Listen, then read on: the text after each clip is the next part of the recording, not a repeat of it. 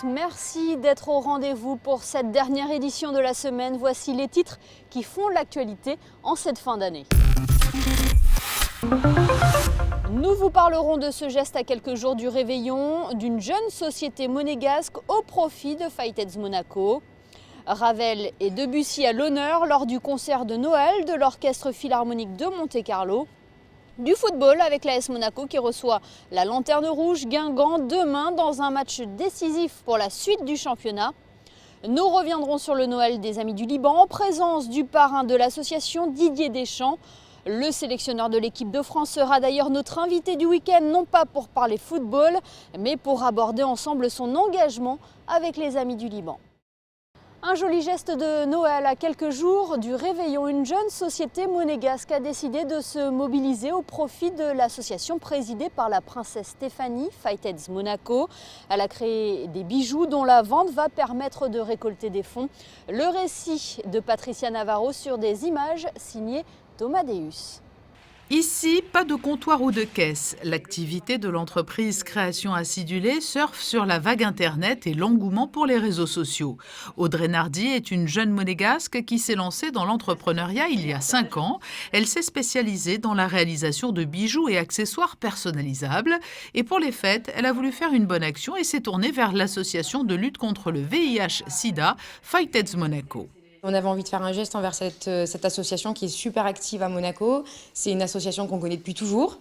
Et Fighteds Monaco nous a très bien accueillis. On est allé les voir, on leur a dit qu'on avait un petit projet, on avait envie de faire une collection qui leur était dédiée. On a fait 12 produits ensemble avec un fond avec leur logo qui est intégré. On a fait des bijoux de mode, donc sautoirs, bracelets, bagues. On a des accrochacs, on a un miroir de poche. Et on a aussi des petits porte-clés un peu plus masculins. Et donc, ils sont en vente sur notre site. On fait exceptionnellement de la vente sur place s'il y a des gens de Monaco qui veulent venir. Mais sinon, habituellement, on ne reçoit pas de public ici. Cette collection spéciale Fighteds Monaco côtoie donc les nombreuses autres créations d'Audrey et son équipe. C'est des petits cadeaux personnalisés que l'on peut personnaliser directement sur notre site avec des textes, des photos. C'est destiné à toute la famille, donc maman, papa, les marraines, les parrains. On travaille aussi avec des accessoires spéciaux pour les femmes enceintes, donc bolas de grossesse. Voilà, on travaille sur tout type de support avec des tas d'images qu'on crée nous-mêmes. Le geste de Noël d'Audrey est une belle opportunité pour l'association Fighteds Monaco qui va ainsi pouvoir gâter ses affiliés pour les fêtes. On a été très touchés qu'une jeune entreprise monégasque nous démarche. C'était une démarche très spontanée, ils sont venus naturellement et aussi qu'ils s'engagent dans la cause du VIH et de Fighteds Monaco en faisant en plus des choses sur mesure. Donc on était vraiment ravis de cette démarche. Nous, ça va nous permettre de continuer nos actions d'accompagnement auprès des personnes qui vivent avec le VIH à Monaco. Et justement, dans cette période de fête, de Noël, de pouvoir faire des actions un peu plus ciblées sur ça et qui puissent passer des moments un peu plus chaleureux. Et voilà donc de quoi faire une belle action tout en gâtant vos proches pour Noël.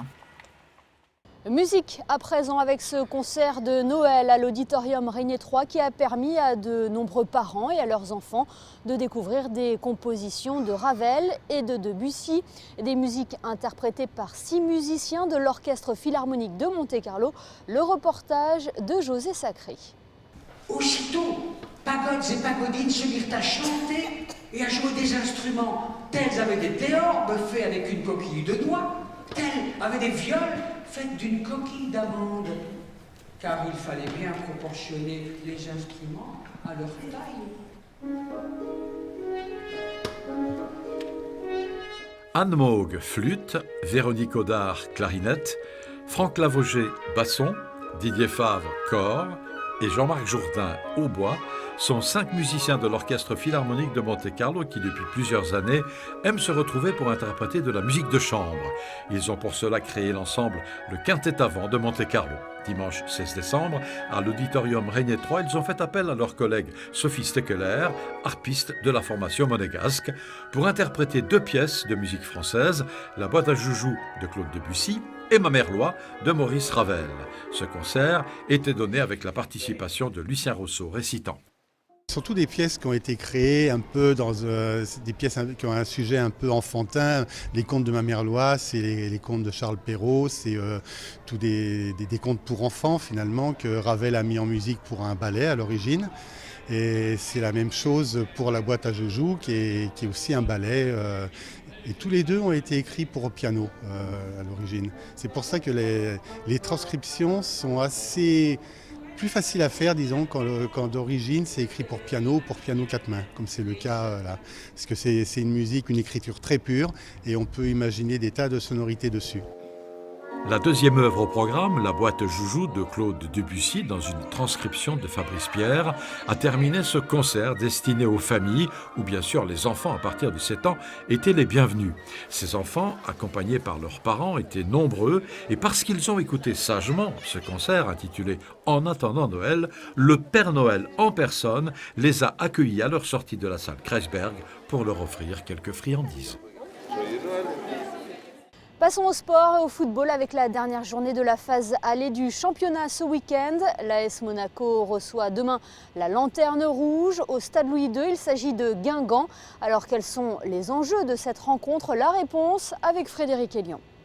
Monaco-Guingamp, le 19e face au 20e du championnat. Pas besoin d'une multitude de chiffres ou de stats pour expliquer l'enjeu de la rencontre. Face à un concurrent direct qui pointe à 5 longueurs des Monégasques, la SM doit, au pire, ne pas perdre, mais surtout s'imposer pour entamer sa remontée au classement.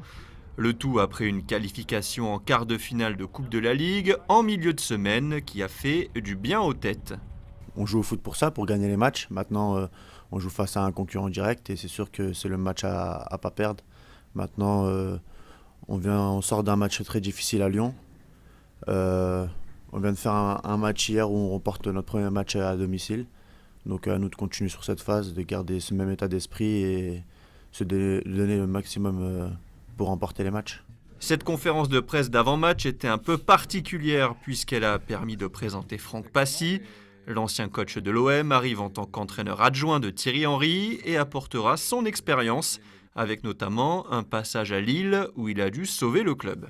J'ai connu aussi le poste de numéro 2, donc en connaissant tous les postes, je peux savoir, je sais ce que j'aurai à faire en tant que numéro 2, aider tout le travail de Thierry et suivre bien sûr la ligne directrice qui sera donnée par Thierry, puisque c'est le numéro 1. Ce qu'il a vécu à Marseille, on sait très bien comment ça peut être difficile des fois à Marseille, ce qu'il a fait aussi à Lille, retrouver dans une situation où on est à peu près dans la même situation, en connaissant sa qualité et la connaissance du football français. Moi, ce qui m'a vraiment plu, je vais être honnête, c'est quand on s'est rencontrés, voilà, exactement la même philosophie et point de vue au niveau du jeu, mais qu'il se soit déjà retrouvé dans ce genre de situation, dans le même championnat, c'est super important aussi pour nous et valorisant. Sorti en fin de rencontre face à Lorient, Willem Jebel se souffre d'une lésion musculaire à la cuisse gauche. L'infirmerie est toujours bien remplie. Voilà pour les enjeux de cette rencontre face à un concurrent direct au maintien. Dans le reste de l'actualité, en bref et en images. Retour sur le gala de la 6e édition du concours international de piano à 4 mains organisé par le Lions Club de Monaco à l'hôtel Hermitage. 130 personnalités de la principauté étaient présentes lors de cet événement, un concours qui a réuni les talents de demain du monde de la musique. Entre prix du jury, prix du public et coup de cœur, la soirée n'a pas manqué de surprendre les invités qui ont pu découvrir tout le talent de ces musiciens de demain. Retour à présent sur le Noël des Amis du Liban. L'association monégasque était réunie cette semaine au Monte-Carlo Bay autour de son parrain Didier Deschamps. Le sélectionneur de l'équipe de France est d'ailleurs notre invité du week-end. Mais avant de le recevoir, retour sur le Noël des Amis du Liban. Depuis plusieurs années, les Amis du Liban œuvrent en faveur des enfants dans le besoin et notamment les enfants du Liban. En 2018, l'association monégasque a diversifié ses actions. Elle a par exemple soutenu les migrants à la frontière italienne ou réalisé le rêve de jeunes enfants en fin de vie en France. Des actions suivies de près par le parrain des Amis du Liban, Didier Deschamps. Le sélectionneur de l'équipe de France est fidèle à l'association depuis plus de 10 ans. Il a soutenu notamment le projet de la construction d'un terrain de football au Liban. Didier, il y a 3 ans, il a réalisé avec le soutien de Prince Souverain et Didier, nous avons réalisé, on a créé un terrain de foot dans le nord du Liban, un quartier très très pauvre. Il y a 7 villages, ils profitent de ce terrain, ils n'avaient ni activité sportive et rien. Les familles, c'est vraiment ils vivent des gens là-bas en dessous de la seuil de la pauvreté.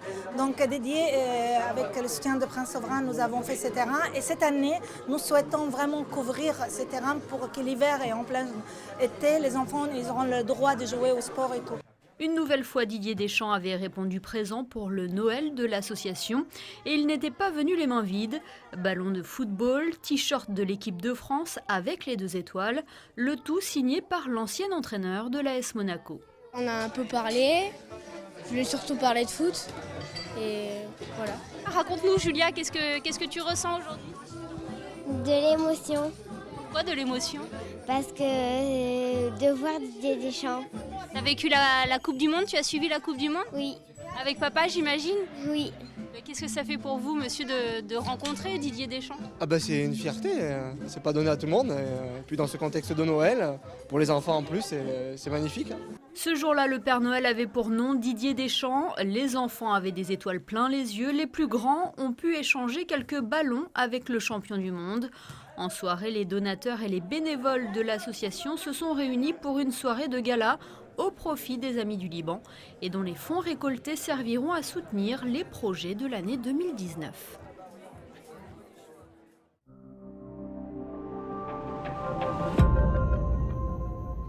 Merci si vous venez de nous rejoindre sur Monaco Info. Nous sommes avec notre invité du week-end, Didier Deschamps. Bonjour. Bonjour. Merci d'avoir accepté notre invitation. Nous n'allons pas parler football, du moins pas encore. On va parler de votre implication dans l'association monégasque Les Amis du Liban. Vous êtes le parrain de l'association depuis plusieurs années déjà. Tout d'abord, qu'est-ce qui vous a amené à soutenir cette association monégasque ?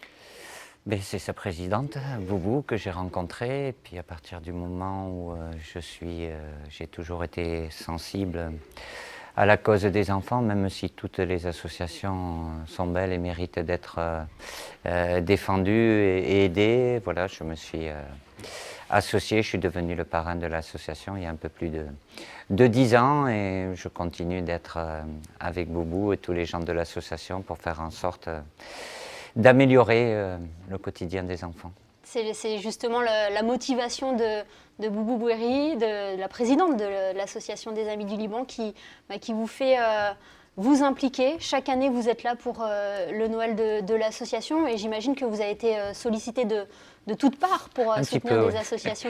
Qu'est-ce qui a fait la différence ? C'est la relation qu'on a, la relation d'amitié que l'on a, on se connaît.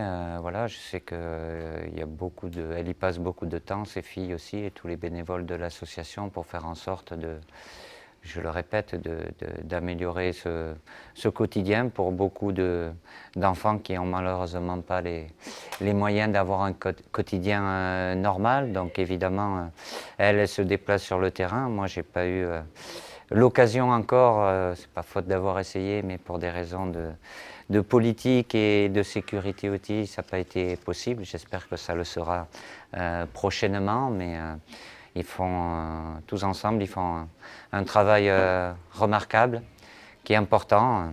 On n'est pas là pour résoudre tous les problèmes, mais de venir en aide, surtout par les temps qui courent. C'est toujours difficile et en cette période de Noël, c'est quelque chose de très important d'avoir des enfants qui ont le sourire, il n'y a rien de plus beau. Qu'est-ce que vous pensez de l'implication des sportifs dans le domaine de l'humanitaire? Est-ce que vous en parlez autour de vous? On sait Olivier Giraud est ambassadeur du Monaco Collectif Humanitaire. Est-ce que vous incitez peut-être les joueurs à... Inciter, non, je les incite à autre chose sur le terrain, mais là c'est plus une implication personnelle, mais ils ont chacun leur association, ils se sont regroupés aussi, le groupe des champions du monde en collaboration avec la Fédération française de football pour cibler certaines associations aussi. Ils s'impliquent, c'est normal de redonner, même s'ils ont le privilège de donner du bonheur aux gens à travers le football. de pouvoir, grâce à leur notoriété, mettre en valeur, en lumière et sensibiliser les gens sur les différentes causes qu'ils défendent. Ça me semble quelque chose de tout à fait naturel et ça fait ressortir évidemment le côté humain de tous ces joueurs, même si ce sont des grands champions, ce sont aussi des êtres humains, pour certains des papas comme Olivier Giroud, donc bien évidemment ils s'impliquent à tour de rôle quand ils ont du temps, c'est vrai qu'ils sont très pris, mais je suis sûr et je suis convaincu que c'est quelque chose qui leur tient à cœur. Vous êtes également beaucoup pris, j'imagine, avec votre poste de sélectionneur de l'équipe de France, mais vous êtes encore là aujourd'hui. La Principauté occupe vraiment une place très importante dans votre cœur. Oui, je suis pris comme tout le monde, peut-être pas. C'est vrai que depuis le titre de cet été, le planning est un peu plus chargé, mais bon, c'est plutôt très agréable. Après, évidemment que je suis attaché à la Principauté, puisque ça a été ce club-là qui m'a donné l'opportunité de commencer ma deuxième vie d'entraîneur. J'ai passé de très très bons moments ici. C'est un endroit très agréable. La relation que j'ai avec Monseigneur le Prince Albert est quelque chose que j'apprécie aussi. Et puis bon, j'habite pas très loin non plus, donc le cadre de vie est agréable. Donc c'est toujours un bonheur d'être ici et de côtoyer les gens qui sont dans la région. Et vous avez également un stade à votre nom depuis septembre, à quelques pas de Monaco. Oui. Tout à fait, oui, où le Monseigneur est venu aussi pour l'inauguration. J'ai été pas mal sollicité pour que je puisse donner mon nom, mais j'en ai un qui me semble logique, c'est chez moi où je suis né à Bayonne, et ici à Cap-d'Aille, parce que je suis résident depuis un peu plus de 10 ans. Voilà, je ne me vois pas donner mon nom à différents stades dans toutes les régions de France, donc je l'ai fait pour ces deux cas-là bien précis. J'en suis très fier et c'est surtout par rapport toujours aux jeunes qui iront sur ce stade pour pouvoir s'amuser, prendre du plaisir et pourquoi pas demain que leur passion devienne leur métier. Didier, on parlait au début de questions sur le football. Ça me démange un petit peu de vous en poser. Ben, il ne faut pas. Mais il ne faut pas. Mais du coup, on a 2 stagiaires cette semaine avec nous et je vais leur laisser plutôt la parole. Ah, vous leur avez préparé les questions? Non, c'est elles qui ont préparé leurs questions. Je tiens à préciser. Être déçus. Non, c'est Zoé qui va venir en premier vous poser cette question qui est bien réfléchie. Oui, forcément. Je vous assure, les jeunes y réfléchissent. Je l'ai validé avant. Bonjour Zoé, ou bonsoir Zoé. Bonjour, je voulais savoir, sachant que la première Coupe du Monde, vous l'avez gagnée en tant que joueur et la deuxième en tant qu'entraîneur, laquelle des deux vous a le plus plu comme victoire? Les deux, je ne peux pas les dissocier, je ne peux pas les comparer. Il y a 2 différences importantes, c'est que la première, tu n'étais pas né, comme beaucoup d'autres de ton âge, ça s'est déroulé en France, donc on était dans notre pays, donc évidemment, là on était en Russie, on s'est rendu compte de la joie et du bonheur des Français que lorsqu'on est rentré après la finale, et puis parce que j'avais pas la même fonction, quand on est joueur, on est sur les terrains, on est acteur, là en tant que sélectionneur, on est sur le banc, donc c'est pas la même chose, il n'y a pas la même dépense d'énergie, mais je peux te rassurer, le bonheur c'est le même, et il est aussi merveilleux, aussi important dans les 2 cas. D'accord, merci. Et du coup, Victorine, elle aussi a... Je pense pas que ça soit une question, c'est plus un... Alors j'ai rien à répondre là. Il n'y a rien à répondre. Forcément, je pense. Donc moi, je tenais juste à vous dire merci de nous avoir fait rêver pendant cette Coupe du Monde 2018 et félicitations. Merci, c'est très gentil. Et puis continuez. Oui, mais c'est important. On essaye toujours des fois de comparer ceux d'une génération un peu plus ancienne comme la mienne. Ils resteront certainement plus marqués par ce qui s'est passé en 98, mais ceux qui ont aujourd'hui entre 5 et 25 ans, qui n'ont pas connu 98, ils resteront marqués. Donc ça marque 2 générations et c'est pas un bonheur moins un bonheur, c'est un bonheur plus un bonheur, ça fait encore plus de bonheur. Et j'espère qu'ils vont connaître aussi l'Euro. Oui, nous dans aussi, 2 ans. Connu en 2000. C'est l'objectif, mais on a déjà fait ça et dès le mois de mars, on va rentrer dans la phase de qualification pour participer à cet Euro 2020. Merci beaucoup Didier Deschamps. Avec grand plaisir. Et merci de votre soutien aux Amis du Liban. Avec grand plaisir. Voilà pour l'essentiel de l'actualité en principauté. Découvrons ensemble la météo pour ces premiers jours de l'hiver. Du côté de la météo, les prévisions sont mitigées. Samedi, un temps nuageux tirant vers le gris et laissant très peu de place aux éclaircies. Par contre, une remontée des températures avec 16 degrés pour les maximales. Dimanche, retour du soleil, mais il se fera cependant discret, tout comme lundi. Mardi, le soleil illuminera la journée de Noël. Les jours suivants seront plus nuageux et le ciel sera couvert. Ce journal est à présent terminé. Merci de nous avoir suivis. On se quitte avec notre clip de Noël sur une reprise interprétée par la chanteuse monégasque Olivia Dorato. Toute l'équipe de Monaco Info se joint à moi pour vous souhaiter de très belles fêtes de Noël. À très bientôt sur Monaco Info.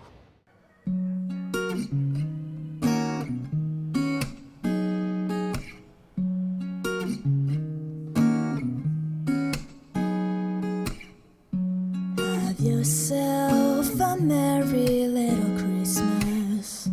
Let your heart be light. From now on, our troubles will be out of sight. Have yourself a merry little Christmas. Maybe you